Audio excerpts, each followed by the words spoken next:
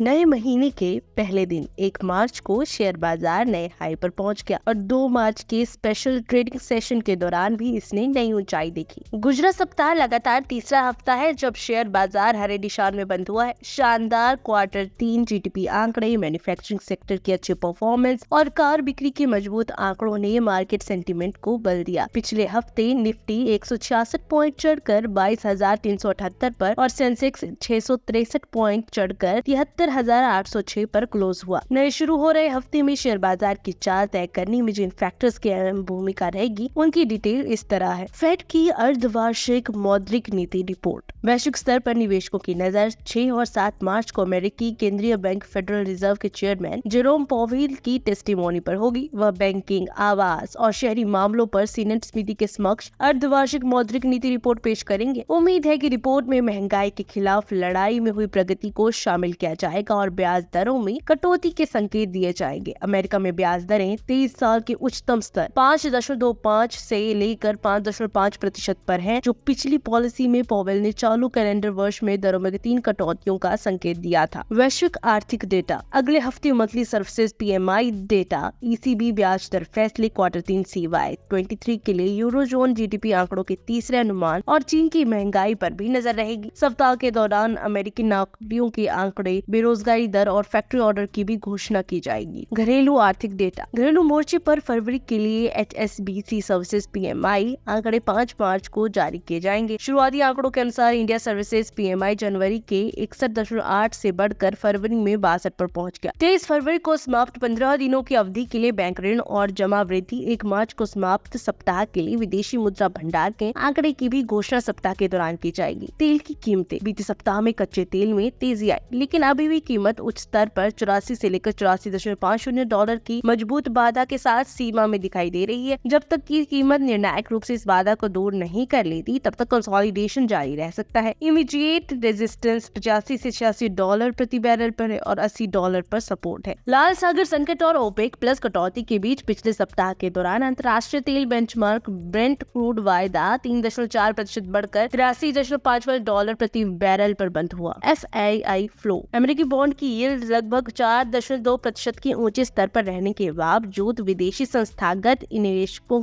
ने सप्ताह के दौरान 1089 करोड़ रुपए का निवेश किया। विशेषज्ञों ने कहा कि आने वाले दिनों में वे फिर से शुद्ध विक्रेता बन सकते हैं, हालांकि आक्रामक बिक्री की संभावना नहीं है। फरवरी में उन्होंने लगभग 16,000 करोड़ रुपए के शेयर बेचे, जबकि घरेलू संस्थागत निवेशक अगस्त से शुद्ध खरीदार बने हुए हैं। उन्होंने सप्ताह के दौरान शुद्ध रूप से 4,585 करोड़ रुपए के शेयर खरीदे। IPO। नए सप्ताह में 8 नए IPO खुलने जा रहे हैं और पहले से खुले 2 IPO भी रहेंगे। मेन बोर्ड सेगमेंट में RK स्वामी का इशू 4 से 6 मार्च के बीच ओपन रहेगा। JG केमिकल्स का इशू 5 से 7 मार्च के बीच रहेगा। गोपाल स्नैक्स का 6 से 11 मार्च के बीच खुला रहेगा। मक्का प्रोटीन्स का IPO 4 मार्च को क्लोज होगा। SMA सेगमेंट में VR इंफ्रास्पेस का इशू 4 मार्च को ओपन होगा। सोना मशीनरी का 5 मार्च को, श्रीकर्णी फैबकॉम व खौरा फाइन डायमंड ज्वेलरी का IPO 6 मार्च को और पुणे स्टॉक ब्रोकिंग का इशू 7 मार्च को खुलेगा। लिस्टिंग के मोर्चे पर Platinum Industries, Exicom, tele systems 5 March को शेयर बाजारों में एंट्री करेंगी। Bharat highway infrastructure investment trust 6 March को और मुक्का प्रोटीन 7 मार्च को मेन बोर्ड सेगमेंट में शेयर बाजार में डेब्यू करेंगे। SME सेगमेंट में Owais metal and mineral processing शेयरों में कारोबार NSE पर 4 मार्च को, पूर्व फ्लेक्सी पैक में 5 मार्च को और MVK एग्रो फूड प्रोडक्ट में 7 मार्च को शुरू होगा। अगले सप्ताह के प्रमुख कॉर्पोरेट एक्शंस कुछ इस तरह से रहेंगे।